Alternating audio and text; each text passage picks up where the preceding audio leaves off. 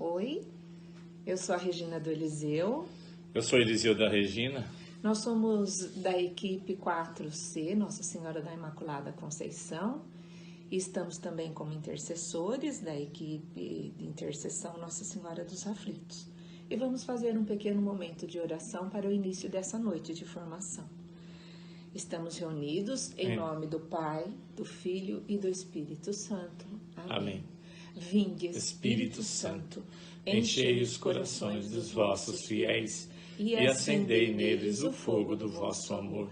Enviai o vosso Espírito e tudo será criado, e renovareis a face da terra. Oremos. Ó Deus, que instruíste os corações dos vossos fiéis com a luz do Espírito Santo, fazei que apreciemos retamente todas as coisas, segundo o mesmo Espírito, e gozamos sempre da sua consolação. Por Cristo Senhor nosso. Amém. Vamos ouvir o evangelho de hoje, que nós encontramos no evangelho de João. Naquele tempo, disse Jesus aos judeus: se eu der testemunho de mim mesmo, meu testemunho não vale. Mas há outro que dá testemunho de mim, e eu sei que o testemunho que ele dá de mim é verdadeiro. Vós mandastes mensageiros a João, e ele deu testemunho da verdade. Eu, porém, não dependo do testemunho de um ser humano, mas falo assim para a vossa salvação. João era uma lâmpada que estava acesa e a brilhar, e vós, com prazer, vos alegrastes por um tempo com a sua luz. Mas eu tenho um testemunho maior que o de João, as obras que o meu Pai me concedeu realizar. As obras que eu faço dão testemunho de mim, mostrando que o Pai me enviou. E também o Pai que me enviou dá testemunho a meu favor. Vós nunca ouvistes sua voz, nem vistes sua face, e sua palavra não encontrou morada em vós, pois não acreditais naquele que ele enviou. Vós examinais as Escrituras, pensando que nelas possuís a vida eterna. No entanto, as Escrituras dão testemunho de mim, mas não quereis vir a mim para ter a vida eterna. Eu não recebo a glória que vem dos homens, mas eu sei que não tendes em vós o amor de Deus. Eu vim em nome do meu Pai, e vós não me recebeis. Mas se um outro viesse em seu próprio nome, a este vós receberíeis. Como podereis acreditar vós, que recebeis glória uns dos outros, e não buscai a glória que vem do único Deus? Não penseis que eu vos acusarei diante do Pai. Há alguém que vos acusa, Moisés, no qual colocais a vossa esperança. Se acreditasseis em Moisés, também acreditaríeis em mim, pois foi a meu respeito que ele escreveu. Mas se não acreditais nos meus escritos, como acreditareis então nas minhas palavras? Palavra da salvação. Glória a vós, Senhor. Agora a oração do Padre Cafarel. Deus, nosso Pai, pusestes no fundo do coração de vosso servo, Henri Cafarel, um impulso de amor que o ligava sem reservas a vosso Filho e o inspirava a falar dele. Profeta para o nosso tempo, ele mostrou a benignidade e a beleza da vocação de cada um, conforme a palavra de Jesus dirigida a todos: vem e segue-me. Ele tornou os esposos entusiastas da grandeza do sacramento do matrimônio, que significa o mistério de unidade e de amor fecundo entre Cristo e a Igreja. Mostrou que sacerdotes e casais são chamados à vocação para o amor. Orientou as viúvas o amor mais forte que a morte. Levado pelo Espírito, conduziu muitos fiéis pelo caminho da oração. Arrebatado por um fogo devorador, era habitado por vós, Senhor. Deus nosso Pai, pela intercessão de Nossa Senhora, pedimos que apreceis o dia em que a Igreja há de proclamar a santidade de sua vida, para que todos encontrem a alegria de seguir vosso Filho, cada um segundo a sua vocação no Espírito. Amém. E nós estivemos reunidos em nome do Pai, do Filho e do Espírito Santo. Amém. Boa noite, queridos e queridas. Sou o Padre Éder, da paróquia São Sebastião de Itaju. Nós estamos vivendo um período difícil na nossa caminhada. Nosso contexto é um contexto de preocupação, contexto de insegurança. A pandemia traz para nós muitas situações que muitas vezes vão nos desmotivando, vão nos deixando desanimados, desacreditados, sem esperança. É um período cheio de incertezas e muitas vezes marcado pelo medo e pela perda de tantos entes queridos e amigos, como nós estamos acompanhando nesses últimos meses, nesses últimos dias. No entanto, nós estamos vivendo um tempo bonito da Igreja, o tempo da Quaresma, que é um tempo de profunda reflexão, de profunda revisão de vida. É um tempo que o Senhor nos convida a reassumir a nossa fé, a redescobrir a nossa identidade enquanto pessoa, enquanto membro de uma comunidade, enquanto batizado, enquanto marcado por Deus. É um tempo de questionamentos, mas também é um tempo de procurarmos respostas. Quaresma é tempo de renovação ou de reencontros, reencontro com Deus, reencontro com o outro e reencontro consigo mesmo. Portanto, à medida que nós vamos nos questionando, nós crescemos. À medida que nós nos perguntamos, nós encontramos respostas. E uma pergunta importante nesse período é: quem sou eu? É o momento da gente olhar para dentro da gente, é o momento da gente redescobrir a nossa identidade. Mas uma pergunta muito importante também nesse tempo difícil e que vai exigir de nós respostas de fé para as situações que nós estamos vivendo é: quem é Jesus para mim? Saber quem é Jesus nós sabemos, porque nós temos tantos filmes, teorias, nós temos tantos textos que nos dizem quem é Jesus. Mas a pergunta é: será que nós o conhecemos de fato? Conhecer alguém implica intimidade, conhecer alguém implica proximidade, implica compromisso, adesão e aceitação. Nós precisamos reconhecer novamente quem é Jesus e saber que em Jesus há a revelação plena do amor de Deus. Jesus é aquele que vem nos trazer o rosto humano de Deus, vem nos aproximar do grande mistério de amor e de salvação. Jesus é a revelação plena do amor de Deus por nós, por mim e por você.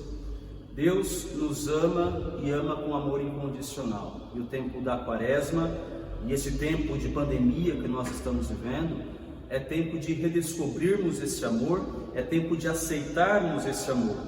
Em Jesus nós reencontramos ou reassumimos a nossa condição de filhos de Deus, que muitas vezes nos esquecemos.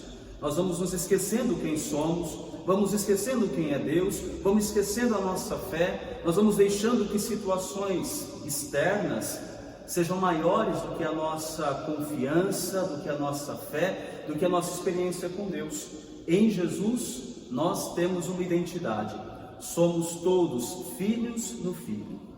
Jesus, através do seu mistério de encarnação, e aqui a participação de peso, de importância de Maria, e com o seu sim, possibilitou esse encontro. A encarnação, então, de Jesus faz com que ele entre em nossa história, na história humana, faz com que ele assuma a nossa condição humana para nos relembrar o projeto de Deus e para nos salvar.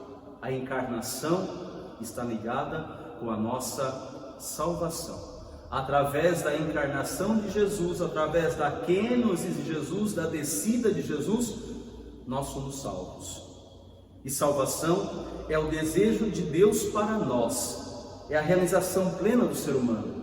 Deus não quer nos condenar, Ele quer nos salvar. Jesus já nos evangelhos deixava muito claro para nós que a sua missão não é condenar. Quem faz condenações, quem aponta, quem faz diferença é o ser humano. Deus quer nos salvar, portanto a missão de Jesus é uma missão salvífica. A missão de Jesus é para nos resgatar. Fazendo-se humano, Ele desce a nossa estatura.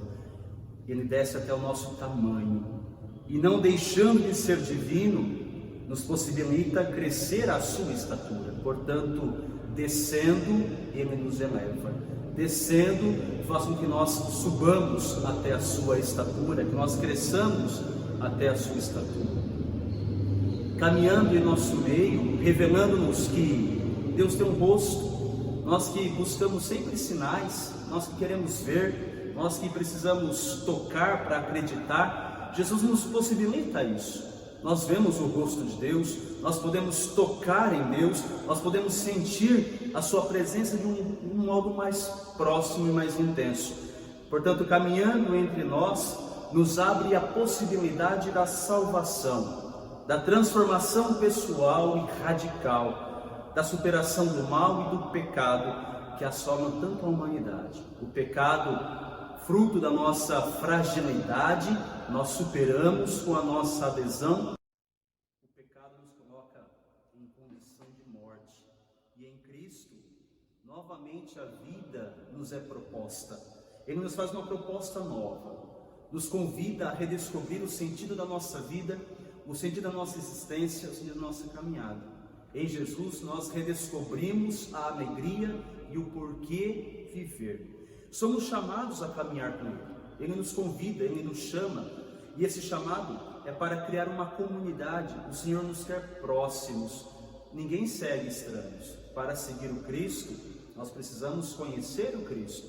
E para conhecer o Cristo, precisamos segui-lo, precisamos estar com Ele, precisamos nos aproximar dEle.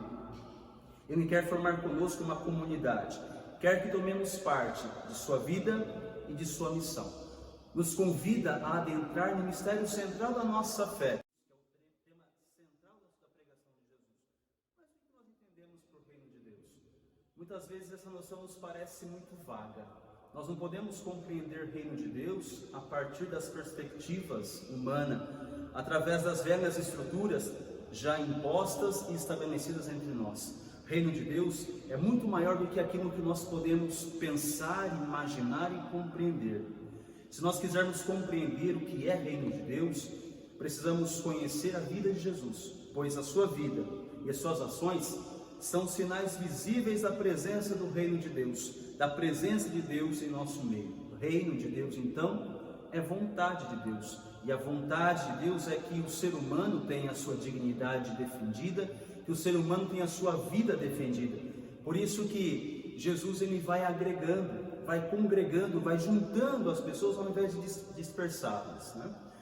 E para mostrar para nós que o reino de Deus não é tão difícil, Ele vai nos apresentar as parábolas, vai nos mostrar o agir de Deus e como Ele vai se concretizando na nossa história. E nós temos tantas parábolas conhecidas e bonitas que nos apresentam a dinâmica do reino e nos apresentam a ação de Deus em favor do ser humano. Por exemplo, a parábola da moeda perdida, a parábola da ovelha perdida, a parábola do filho pródigo e também o grão de mostarda, que mostra que Deus nos ama, que se preocupa conosco, mas que nós também somos responsáveis para que o reino aconteça entre nós. Jesus nos apresenta um Deus diferente. Ele quebra todos os paradigmas já conhecidos até então. Nos apresenta um Deus que ama incondicionalmente o ser humano, um Deus que perdoa o pecado do ser humano, um Deus que o procura, que o resgata, um Deus que se importa conosco. Deus se importa conosco e sempre vem ao nosso encontro. Deus está sempre à nossa procura. É preciso deixar que o Senhor nos encontre. Suas ações são sempre humanizadoras e libertadoras. Jesus ele traz novamente a vida, devolve novamente a vida e a dignidade humana. Ele humaniza as nossas ações e nos liberta. Ele transforma o modo como nos relacionamos entre nós. Não há mais diferença, não há mais separação, não há mais puro e impuro. O que há agora são irmãos. Somos todos irmãos. Nos apresenta uma relação fraterna, marcada pela compaixão, pela misericórdia, mas também pela correção fraterna. Transforma também o modo como nos relacionamos com Deus. Uma relação de intimidade, não mais marcada pelo medo, mas marcada pelo amor, chamando-o de Pai Nosso. Nos ensina a chamar a Deus de Pai, mas Pai Nosso. E a oração do Pai Nosso, embora seja simples e muito bela, não é somente uma fórmula a ser decorada ou recitada, mas é um programa de vida que precisa ser atualizado diariamente. É a partir desse caminho aberto por Jesus, de intimidade com Deus, de proximidade com o outro, que vamos nos encontrando com Deus. Nos aproximamos de Deus à medida que nos aproximamos do ser humano. Nos afastamos de Deus à medida que nos afastamos do ser humano. E assim nós vamos compreendendo a sua proposta. E à medida que vamos crescendo na intimidade e na amizade com Deus, vamos crescendo a estatura de Cristo, nós vamos vivendo a santidade. E ser santo, nós temos tantos santos de devoção, e eles têm algo em comum a nós, são humanos. O santo não é não ter pecado, mas a santidade consiste em transformar-se diariamente, transformar diariamente situações de pecado. É corresponder de uma forma concreta ao amor de Deus, como Jesus, que nos apresenta o mistério central da nossa fé, chamado mistério pascal, onde na cruz ele mostra de um modo pleno a sua entrega, a sua doação e o seu resgate por nós. O mistério central é o mistério central, o mistério pascal, perdão, é o mistério central da igreja, é o mistério central da nossa fé. É o gesto de amor levado às últimas consequências, levado ao extremo, como nos mostra João no seu Evangelho. Tendo amado os seus que estavam no mundo, amou-os até o fim, amou-os até a última consequência. Nós estamos prestes a entrar na Semana Santa, começando com o Domingo de Ramos, que é a entrada de Jesus em Jerusalém. É uma entrada marcada com um gesto de humildade. Jesus, ao contrário dos grandes reis, não entra na cidade montado num alazão, num cavalo, como era-se costume para se ostentar. Jesus entra montado num jumentinho, um animal de carga, mostrando que toda a sua vida é um serviço para o ser humano, que toda a sua vida é uma doação para o ser humano. Nós temos durante a Semana Santa o rito do lava-pés, tão significativo e importante para entendermos qual o nosso papel enquanto discípulos de Cristo. No lava-pés, Jesus se desfaz do manto, que é a roupa do Senhor, coloca o avental, que é a roupa do servo, e começa a lavar os pés. Terminado o rito, ele novamente coloca o manto, mas o evangelista não faz menção de que ele tenha retirado o avental, mostrando que o serviço dele não acabou. O serviço dele vai chegar ao ápice no momento da crucificação. É no alto da cruz, quando ele é despojado do avental, que o seu serviço chega ao máximo. Amou-os até o fim, até derramar a última gota de sangue. O sangue de Cristo nos redime, o sangue de Cristo nos purifica, o sangue de Cristo nos dá uma vida nova. Mas a cruz não é projeto de Deus, e é aí que nós compreendemos tudo que nós vivemos. O sofrimento, a dor, não é projeto de Deus, não é o ponto final. Ao contrário, o projeto de Deus é algo muito maior. Por isso, a ressurreição. A ressurreição mostra que o projeto de Deus vence, que o projeto de Deus é maior que as estruturas de morte. Mostra que nada impede o agir de Deus em nossa vida. E nós somos testemunhas da ressurreição. A nossa igreja, a nossa fé, ela nasce dessa experiência. E não de sonhos humanos, mas nasce do projeto divino. Portanto, é a partir da ressurreição que nós vamos reconhecendo verdadeiramente e vamos aceitando verdadeiramente o projeto de Deus e vamos nos comprometendo com Ele. A igreja nasce da experiência da ressurreição, né? E quem é a igreja? O quanto se falou das igrejas estarem fechadas nesse momento de pandemia. O templo está fechado, mas a igreja está viva e mais viva do que nunca, porque a igreja é cada um de nós, é cada um de nós que faz essa experiência com o Cristo ressuscitado e comunica essa experiência com o Cristo ressuscitado. Por isso, a igreja, que somos nós, tem tantos títulos belos que nós podemos compreender, principalmente neste momento. Igreja pode ser compreendida como esposa de Cristo, porque ela forma com Ele uma totalidade, uma só carne, se une. Quando nós comungamos a Eucaristia, nós estamos unidos de um modo inseparável com Cristo, nós nele e Ele em nós. A igreja é mãe e mestra, ela que nos educa, que nos forma para crescermos na fé, na intimidade com Deus. A igreja é corpo de Cristo, que tem Cristo como cabeça e está unida a Ele. E nós, cada um de nós, cada batizado que assume a sua fé, torna-se um membro. E o membro tem o seu papel, cada membro tem o seu lugar, cada membro tem a sua importância. Portanto, neste corpo de Cristo, todos nós somos importantes, todos nós temos um papel a desempenhar, e o papel nosso é comunicar Jesus, aquilo que nós ouvimos, o que vimos e ouvimos, nós anunciamos. Essa é a missão da igreja, essa é a missão de cada um de nós, comunicar Jesus. Somos missionários do reino, e com a missão de levar Jesus, de apresentá-lo ao outro, nós somos chamados a apresentar Jesus aos nossos irmãos. E a grande pergunta com a qual encerro esse momento é: será que com as nossas ações nós estamos apresentando Jesus? Porque essa missão, esse anúncio, esse testemunho não é verbal, é prática, é existencial. Com a nossa vida nós vamos testemunhando aquele que seguimos. Com as nossas ações nós vamos testemunhando aquele que seguimos. Por isso, caríssimos irmãos e irmãs, será que eu estou conseguindo comunicar Jesus? As pessoas que convivem comigo, as pessoas que se encontram comigo, reconhecem em mim o agir de Deus, reconhecem em mim a presença do Senhor? Peçamos a intercessão da Virgem Maria, ela que é por excelência missionária do reino, ela que é por excelência aquela que comunica a grande novidade de Deus. Peçamos a sua intercessão para que, em meio a tantas situações, nós não desanimemos, ao contrário, encontremos em Deus força, esperança e motivação. Aprendamos a compreender o mistério da cruz. Cruz não é somente dor e sofrimento, cruz é sinal de ressurreição.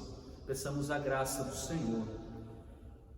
Pai Santo, nós queremos seguir os passos do vosso Filho amado Jesus Cristo, sinal vivo de vosso reino de amor, já implantado entre nós. Ele nos deixou a missão de irradiá-lo eficazmente a todos os nossos irmãos e irmãs. Sustentai-nos, Pai Santo, unidos em comunhão, fraternos e ardentes na missão. Que a consciência de filhos criados à vossa imagem e semelhança nos ajude a superar os conflitos e a viver a compaixão. Assim seja. Amém. Olá, queridos casais. Que bom, né? Estamos aqui para mais uma formação.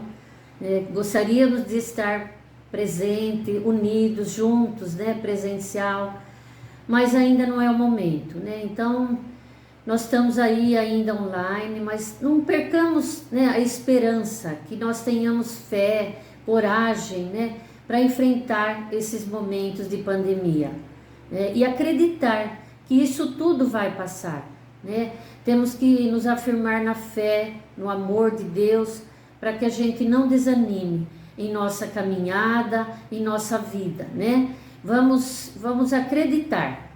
Gostaríamos muito de estar juntinhos de vocês, abraçando. A saudade é grande, mas vamos ter paciência nesse momento.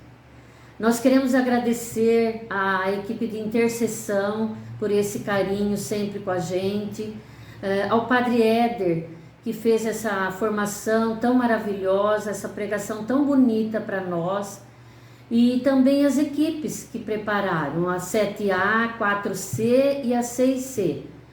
Nós agradecemos do fundo do coração todo o carinho, todo o amor no nosso movimento. Tá. E agora nós queremos convidá-los que todos participem agora junto com a gente, fazer a oração do Magnífico. O poderoso fez em mim maravilhas, e santo é o seu nome. A minha alma engrandece o Senhor, exulta meu espírito em Deus, meu Salvador, porque olhou para a humildade de sua serva. Doravante as nações hão de chamar-me de bendita. O poderoso fez em mim maravilhas, e santo é o seu nome. Seu amor para sempre se estende sobre aqueles que o temem. Manifesta o poder de seu braço, dispersa os soberbos, derruba os poderosos de seus tronos e eleva os humildes. Sacia de bens os famintos, despede os ricos sem nada. Acolhe Israel, seu servidor, fiel ao seu amor, como havia prometido a nossos pais, em favor de Abraão e de seus filhos para sempre. Glória ao Pai, ao Filho e ao Espírito Santo, como era no princípio, agora e sempre. Amém. O poderoso fez em mim maravilhas, e santo é o seu nome. Nossa Senhora das Famílias, rogai por nós. Em nome do Pai, do Filho e do Espírito Santo. Amém. Fiquem todos com Deus. Um grande abraço a todos e fiquem com Deus. Sou